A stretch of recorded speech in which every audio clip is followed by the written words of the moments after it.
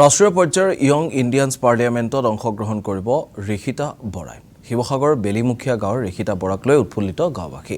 ৰাজ্যৰ 25গৰাকী প্ৰতিনিধিৰ সৈতে অংশগ্ৰহণ কৰিব ঋষিতা বৰাই।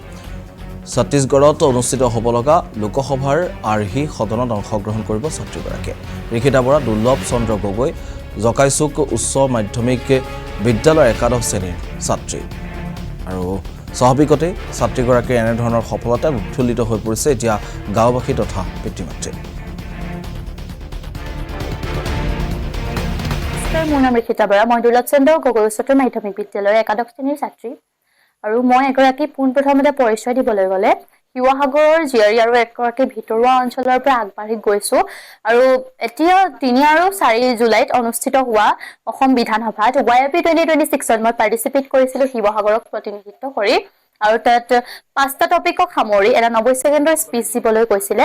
আৰু সেই স্পীচ দিয়াৰ বাবে মই ৰাষ্ট্ৰীয় পৰ্যায় অৰ্থাৎ ছেপ্টেম্বৰত অনুষ্ঠিত হ'বলগীয়া ছত্তীশগড়ত য'ত হ'ব সেই পৰ্যায়লৈ উন্নীত হৈছো।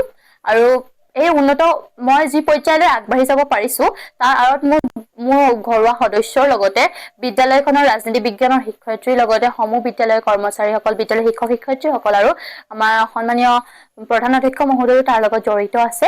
আৰু বিশেষকৈ জিলা পৰ্যায়ৰ আমাৰ বহুকেইজন ভাল শিক্ষাবিদ মোৰ লগত জড়িত আছে। আৰু তাত গৈ মোৰ এনেকুৱা এটা মোৰ নিজকে এগৰাকী সক্ৰিয় জনপ্ৰতিনিধিৰ দৰে লাগিলে, কাৰণ মোৰ কনষ্টিটিউৱেঞ্চি বা মোৰ সমষ্টি হৈছিলে তাত দক্ষিণ কলকাতা। আৰু মই দক্ষিণ কলকাতাক প্ৰতিনিধিত্ব কৰি কেইটামান কথা ক'বলগীয়া হৈছিলে। আৰু অৰ্থাৎ মই চৰকাৰী পক্ষত পৰিছিলো। আৰু